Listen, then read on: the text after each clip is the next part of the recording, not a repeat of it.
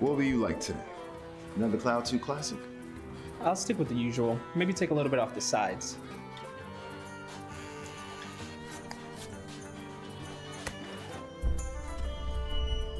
Oh, that's fresh. The HyperX Cloud 2 Wireless. Legendary comfort goes wireless.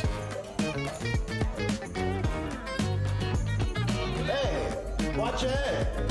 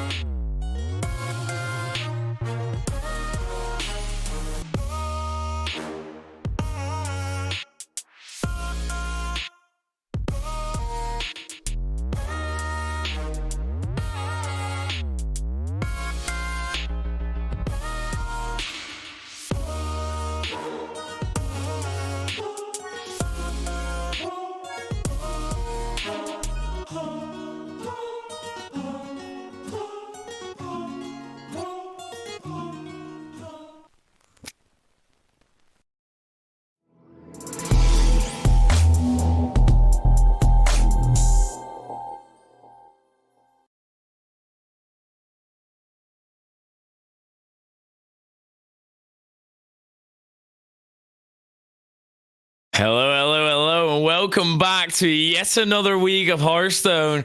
We've got phenomenal matches coming up, but first, join with me as Witta. How are you doing today, Master? I'm doing just fine. Hi, Fury. Obviously, we obviously have 4 matches for today. I'll only be on for the first one to believe you as well. But the first one we have right now coming on here is going to be Sasujiro going up against Sun Sovereign here, and obviously, Sun Sovereign is of Arcadia Esports, Hearthstone is like an esports, like a collegiate esports team run by one of my good friends, Lesma. So obviously, like if Sun Sovereign loses his match, it can only be massive coach diff, right? Has to be at that point. Anytime your friend is on something and their team loses, it's just their fault, not the team's fault or anything. No luck involved. No. Coach's fault. We'll stick to that today. Yeah, so obviously, talking about coaches, that'll be probably like one of the most important things, like lineups, right? In terms of Hearthstone, that's what it's all going to come down to.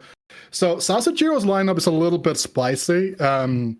It's a bit different. We have the good old. I say good old. It's a bit of a cold classic kind of that. This commencement warrior, right? It got a little bit of a new, fresh breath of air with the addition of the double barricade, which was an addition from the Dark Moon Races mini set.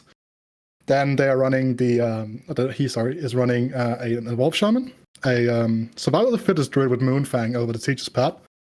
And then he's running the Rampel, and the Warrior has been banned away though, so we're not going to be seeing that, which I think is it's a very clever ban in my opinion.